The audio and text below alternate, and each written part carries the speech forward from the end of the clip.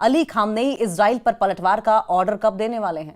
Israel को करारा जवाब देने के लिए तेहरान में सेना के टॉप कमांडर्स की मीटिंग हो रही है और इन सब के बीच अमेरिका ने ईरान को धमकी दी है कि अगर उसने अब इजराइल पर हमला किया तो उसे अंजाम भुगतना होगा।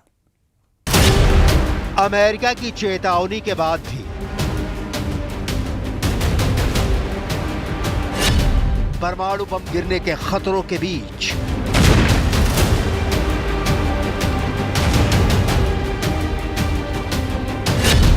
चरमराती आर्थिक व्यवस्था के साथ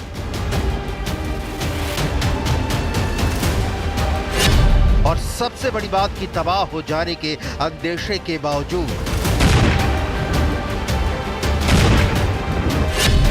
ईरान इजराइल पर कर रहा पलटवार की तैयारी।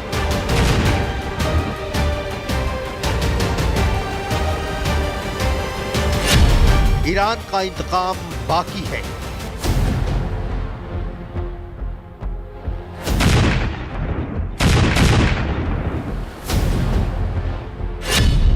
ईरान की संसद में शपथ बदला लेकर रहेंगे।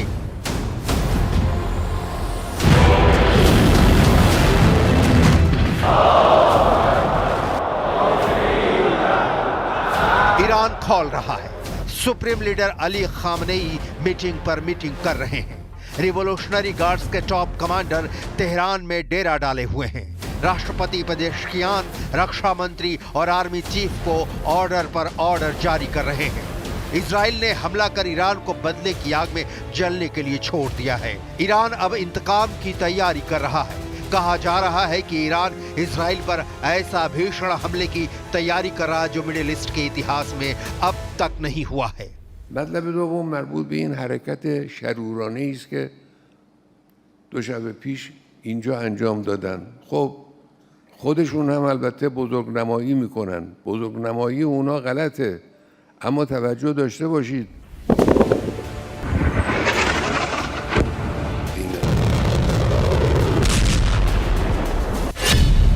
किस तरह बदला पूरा करेगा ईरान?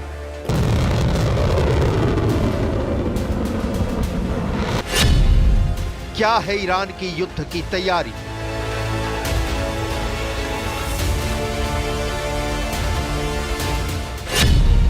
कौन कौन से हथियार हैं इजराइल पर हमले के लिए तैयार?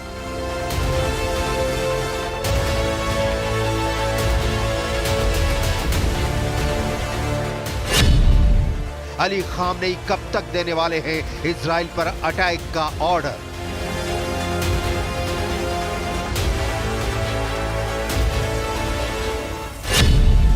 ईरान ने हमला किया तो इजराइल का क्या है फिर से पलटवार का प्लान?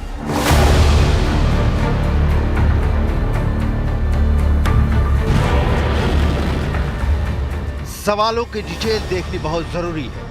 इसके पहले वो सवाल कि ईरान के पास क्या पलटवार के अलावा कोई विकल्प नहीं बचा है। इसका जवाब समझने के लिए आपको ईरान की इस वक्त के हालात समझने होंगे जो ईरान की सर्वोच्च बनने की चाहत को चकनाचूर कर रहा है। ईरान के करीब करीब सारे मोहरे धूल धूसरित हो चुके हैं। मोहरा नंबर 1 हमास करीब करीब मटियामेट हो चुका है। मोहरा नंबर 2 हिजबुल्लाह, चीफ, डिप्टी चीफ समेत सारे टॉप के कमांडर मारे जा चुके हैं। मोहरा नंबर 3 यमन के हुथी विद्रोही। इजराइल ने हुथियों के खिलाफ हमले शुरू कर दिए हैं और वैसे भी यमन के पास इतनी ताकत नहीं है कि इजराइल के लिए अकेला चुनौती बन सके। मोहरा नंबर 4 सीरिया से ईरान को खास मदद नहीं मिलने वाली। मोहरा नंबर 5 इराक से भी ईरान को बहुत कुछ हासिल नहीं होने वाला। हमास, हिजबुल्लाह या हुथी सब ईरान के पाले हैं। ईरान के बिना इन समूहों की ताकत दाल में जीरे की तरह है। ईरान ने वर्षों से इन संगठनों को खाद पानी देकर पाला पोसा। अब ये सारे नेस्तनाबूद होने की कगार पर है। लिहाजा ईरान जो मिडिल ईस्ट में इस्लाम का सबसे बड़ा अलंबरदार और इजराइल के अस्तित्व को खत्म करने के प्रति प्रतिबद्ध देश मानता है, उसकी सुपरमेसी पर ही खतरा मंडराने लगा है। और इसका इलाज बस एक है कि वो इजराइल को करारा जवाब दे। पिटे हुए मोहरे को फिर से खड़ा करने के लिए ईरान को बहुत ज्यादा पैसा, हथियार और वक्त चाहिए जो ईरान के पास नहीं है। लिहाजा जंग ही वो आखिरी विकल्प है जिसमें हार युद्ध की चिंता किए बिना ईरान अपनी इज्जत महफूज रख सकता है।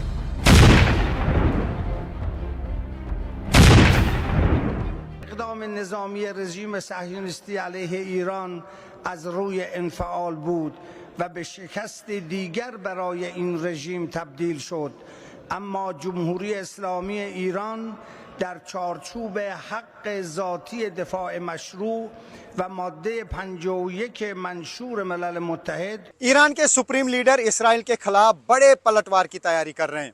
2 अक्टूबर का अटैक भी ईरान के लिए आखिरी रास्ते के तौर पर था, क्योंकि ईरान को सीधे इसराइल से लोहा लेना था। यह भी तय है कि यह लड़ाई अब और भड़क जाएगी।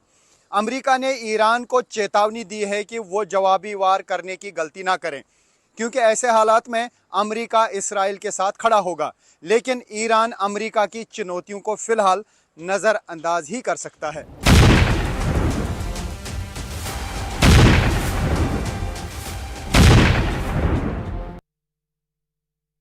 अगर ईरान इजराइल के खिलाफ जंग का ऐलान करता है तो उसका हश्र क्या होगा? क्या ईरान के पास इतनी फौज है और इतने घातक हथियार हैं जिससे इजराइल को कड़ी टक्कर दी जा सकती हो?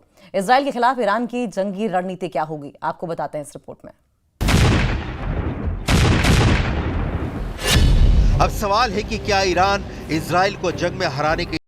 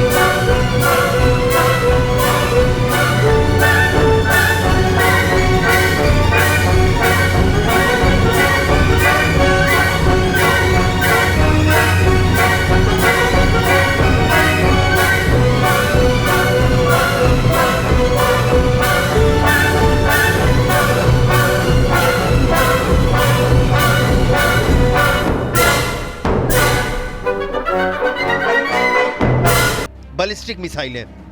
ईरान के पास अलग अलग 12 प्रकार की बैलिस्टिक मिसाइलें हैं। इजराइल के पास 4 अलग अलग तरह की बैलिस्टिक मिसाइलें हैं। अमेरिका स्थित आर्म्स कंट्रोल एसोसिएशन के मुताबिक इजराइल के पास करीब 90 परमाणु हथियार हैं। ऐसा माना जाता है कि ईरान के पास परमाणु हथियार नहीं है, लेकिन उसके पास एक उन्नत परमाणु कार्यक्रम है और वो कई परमाणु सुविधाएं और अनुसंधान केंद्र संचालित करता है। युद्ध में सैनिक और हथियार के अलावा जो सबसे अहम होता है वो होता है साथी। ईरान इजराइल पर हमला करता है तो अमेरिका इजराइल का साथ देगा, ये 100% पक्का है। लिहाजा सवाल ईरान का है कि उसके साथ कौन है। तो ईरान की फ्रेंड लिस्ट में है रूस। हो सकता है कि सऊदी अरब भी उसका साथ दे, क्योंकि इजराइल के ताज़ा हमले की उसने भी निंदा की है। तुर्की, जो इस्लाम के नाम पर ईरान के साथ हो सकता है। उत्तर कोरिया, जो अमेरिका को कॉमन दुश्मन मानकर ईरान का साथ दे सकता है। चीन, जो अमेरिका को अपनी बादशाहत कायम करने में सबसे बड़ा चैलेंज मानता है। इसके अलावा भी कई मुस्लिम देश जो अभी खामोशी अख्तियार किए हुए हैं, युद्ध की सूरत में ईरान का साथ दे सकते हैं। دیشب حدود ساعت 2 بین 2 تا 2 و نیم اینا یه صدای خیلی ریزی ما شنیدیم سمت شرق تهران. صدایی بودش ظاهرا اقوام که تماس گرفتن و گفتن که ظاهرا حمله اسرائیل بوده. ईरान गजा का हमास नहीं है, लेबनान का हिजबुल्ला भी नहीं है और ना ही यमन का हूती विद्रोही, सीरिया या फिर इराक भी नहीं है। लिहाजा ईरान के साथ इसराइल की जंग शुरू होती ही इसका असर पूरी दुनिया पर होगा। वो ताकतें जो पश्चिमी यूरोप और अमेरिका की सुपर मैसी सहने को मजबूर होते रहें, वो भी खुलकर सामने आएंगे। मतलब युद्ध बहुत ही भीषण हो सकता है। अब वो सवाल कि ईरान के सुप्रीम लीडर अली खामनेई कब दे सकते हैं सेना को इजराइल पर पलटवार का order. Hezbollah chief Hassan Nasrallah के 27 सितंबर 2024 को मारे जाने के 4 दिनों के बाद यानी 1 अक्टूबर को ईरान ने इजराइल पर 200 मिसाइलों से हमला किया था। इजराइल ने इसका जवाब 25 दिनों बाद 26 अक्टूबर को दिया। अब ईरान की पलटवार की बारी है और इसके लिए किसी तारीख का ऐलान ईरान की ओर से नहीं किया जाएगा, ये बिल्कुल क्लियर है। बस इतना कहा जा सकता है कि ईरान इजराइल पर हमला करेगा तो जल्दी ही करेगा। वक्त की उलझन में कैद होने से बदले की आग के बुझ जाने का अक्सर अंदेशा होता है।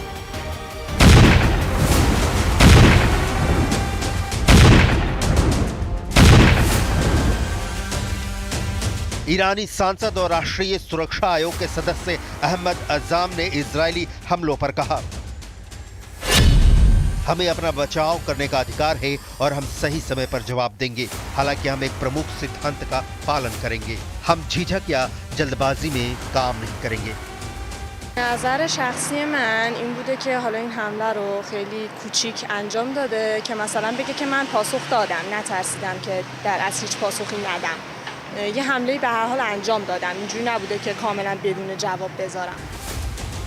ईरान के पलटवार की आशंका इसलिए भी जताई जा रही है कि अमेरिका के कहने पर इजराइल ने ऐलान किया था कि वो ईरान के परमाणु ठिकानों या तेल रिफाइनरी को टच नहीं करेगा, लेकिन ऐसा हुआ नहीं। इजरायली हवाई हमले के बाद कुछ सैटेलाइट तस्वीरें भी सामने आई हैं। एक अमेरिकी शोधकर्ता के मुताबिक ईरान की उस इमारत को निशाना बनाया गया जो उसके बंद पड़े परमाणु हथियार विकास कार्यक्रम का हिस्सा थी।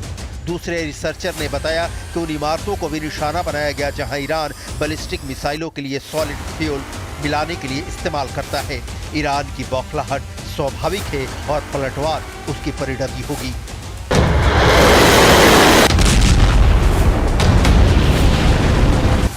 लेकिन दुनिया को जो डर सता रहा है वो परमाणु युद्ध का है। रूस यूक्रेन जंग में पुतिन और उनके सिपह सालार दर्जनों बार परमाणु बम गिराने की धमकी दे चुके हैं। हालांकि अभी इसकी कोई संभावना नहीं दिख रही। इसराइल और ईरान परमाणु शक्ति संपन्न है। इसराइल जंग अपने अस्तित्व के लिए चुनौती मानेगा और ईरान भी अपनी साख्त बचाने के लिए किसी भी हद तक जा सकता है। ईरान और इसराइल के बीच ज़मीनी जंग होने की आशंका कम है। ऐसे में हवाई हमले होंगे और तब परमाणु बम सबसे विनाशक विकल्प के तौर पे दिखेगा। तो अब सवाल है कि ईरान ने हमला किया तो इजराइल का क्या है फिर से पलटवार का प्लान। इजराइल का ट्रैक रिकॉर्ड कहता है कि वो हमलावर को छोड़ता नहीं। तारीखों के फंदे में फंसे बिना दिन, हफ्ते, महीने, वर्षों इंतजार जरूर करता है, लेकिन पलटवार की गारंटी होती है। यहाँ एक बात और जिसकी आशंका जताई जा रही है कि क्या इस बार ईरान के पलटवार करने पर इजराइल जवाबी कार्रवाई तत्काल शुरू कर देगा। इसका जवाब किसी के पास नहीं है। हाँ, इतना जरूर है कि इजराइल 7 अक्टूबर 2023 को अपने ऊपर हमास के हमले के बाद और 8 अक्टूबर को हमास के खात्मे के लिए छेड़ी जंग के बाद से ही युद्ध मुद्रा में है।